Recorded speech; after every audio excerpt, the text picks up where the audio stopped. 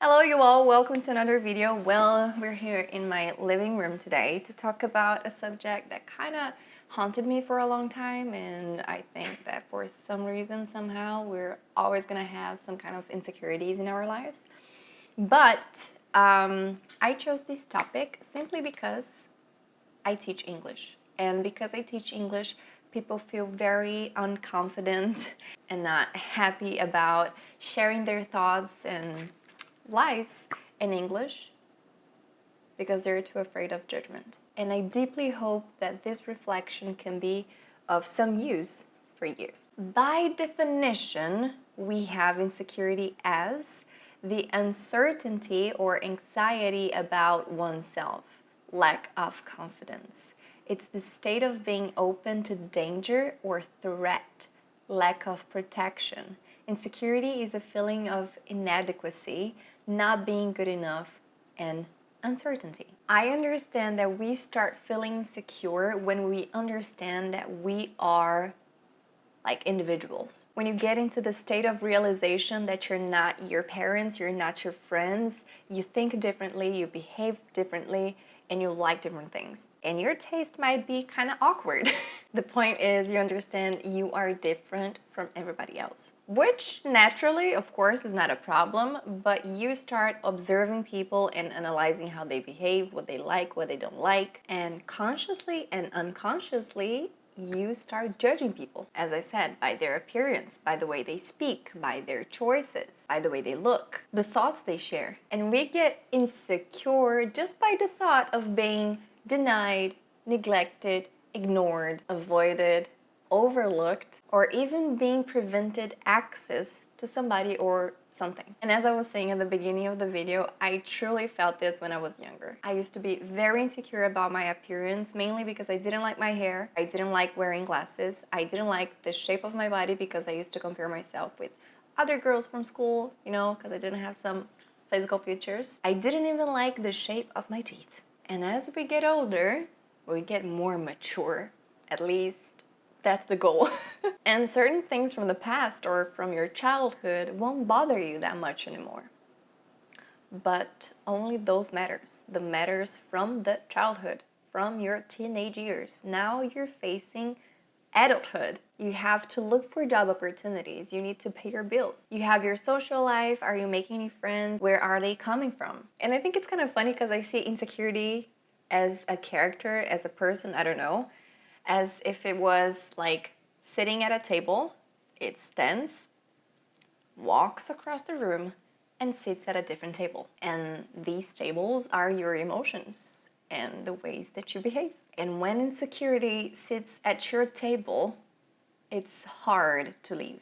Jokes aside, what happens in this timeline is actually that we experience new things, new environments, new people, new friendships, new challenges, new circumstances, new relationships, new dreams, and also, of course, new fears, new discomforts. And of course, in this beautiful list, we cannot miss the beautiful and majestic, unforeseen events of adult life, and all the creepy and super invasive thoughts that flood one's mind. You start questioning yourself, you start doubting your knowledge, your skills, your abilities, and sometimes you don't even recognize yourself in the decision-making process of small things, small tasks. And that's when you know that things are dirty.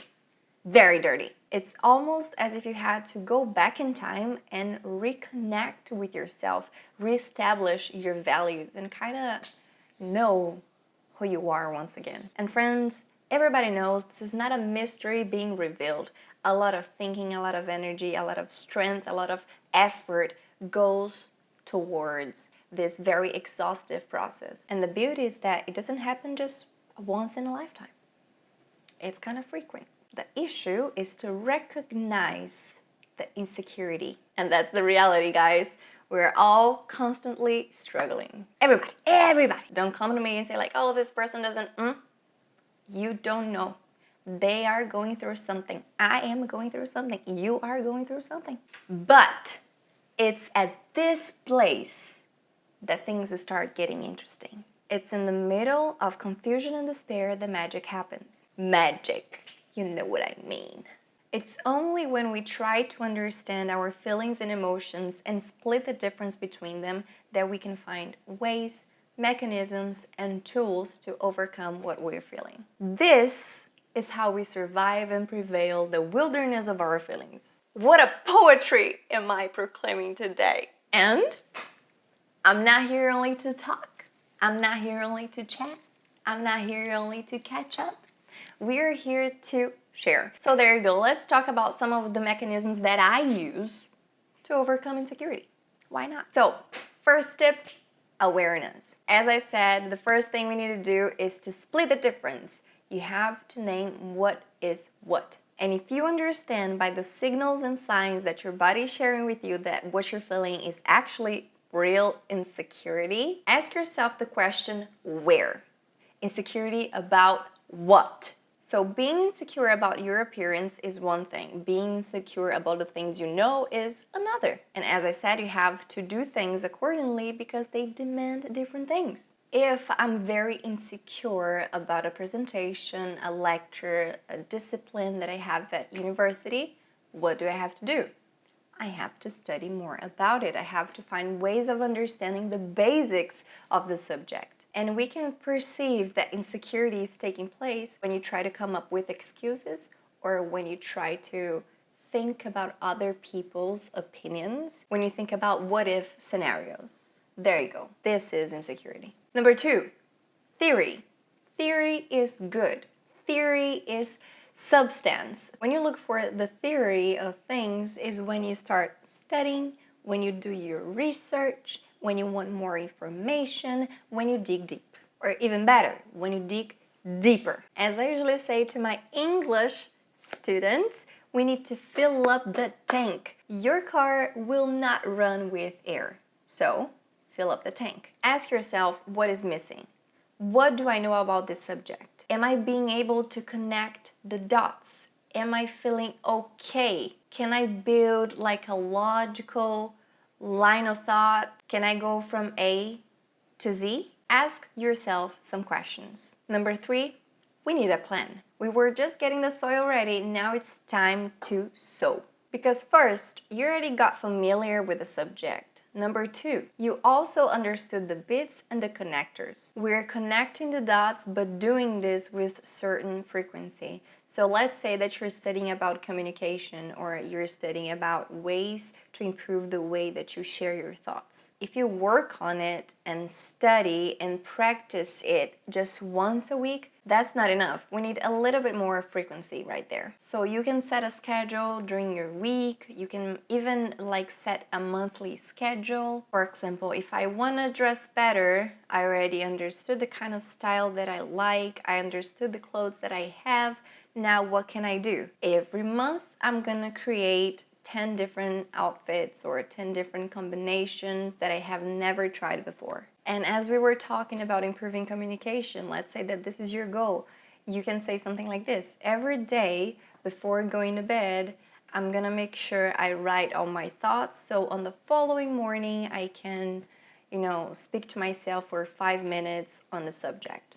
But you need to have a date, a frequency, and a plan. Number 4, it's time for the tryouts. And by this, I mean bring people in. So before going out there into the wilderness of this world, try out with a friend. Ask their opinion on your new hairstyle or your outfit. Give them a little lecture, a little presentation on what you're studying. Because this is a more controlled, it's a smaller and less, I would say, drastic scenario. And at this point, you have to be very careful because we need to choose the people who you're gonna invite to this moment very carefully. We're doing it so we can get feedback. And I don't want you to shrink back into your shell. Number 5, get social.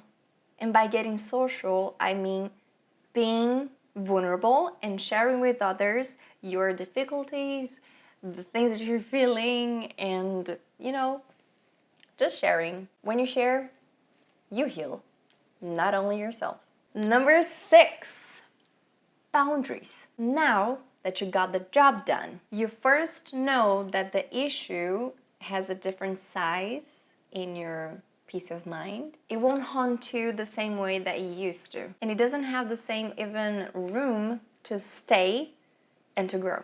And the second thing you need to think is, what are the takeaways? How was this process for you? What did you learn? What are the pros and cons? Is there anything left that you need to change? Do you need any extra help? What am I keeping? What am I throwing away?